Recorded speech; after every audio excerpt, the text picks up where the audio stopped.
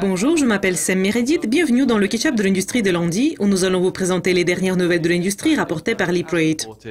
Nous commençons cette édition par une mise à jour sur les dernières données d'un courtier Forex des États-Unis.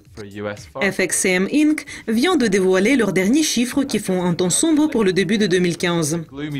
Les volumes de trading des clients de détail de 306 millions de dollars sont 7% plus bas que le mois précédent. Cependant, ce résultat dans le contexte de l'année dernière démontre qu'il existe des points positifs importants, comme le volume des transactions a progressé de 37% depuis avril dernier. Ce modèle de performance des volumes de trading qui est bégayé de mars à avril et qui a été quand même beaucoup amélioré par rapport à 2014 est observé à travers de nombreuses sociétés FX.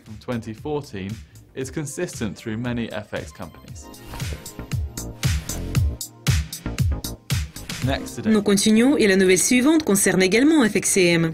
Leucadia National Corp a publié ses résultats pour le premier trimestre de l'année, ce qui a récemment révélé beaucoup plus d'informations sur son prêt de 300 millions de dollars au courtier Forex de détail FXCM.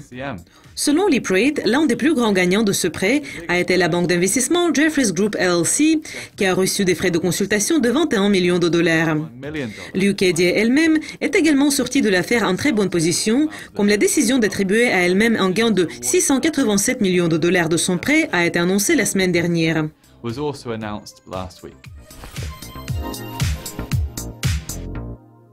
Et pour conclure, le magnat en ligne Teddy Sagi a décidé de faire une extension de son empire en achetant Studio Media pour 34 millions de dollars. L'achat est surtout payé en liquide et environ un tiers de la somme doit être finalisée en actions. Cette acquisition signifie maintenant que Sagi possède le courtier Forex Markets.com, le courtier des options binaires et le fournisseur des services de paiement SafeCharge International. L'accord de Studio a suivi une autre acquisition des technologies de publicité en ligne de Sagi. L'affaire s'est élevée à 77 millions de dollars. On a acheté la société basée en Allemagne, Glispa.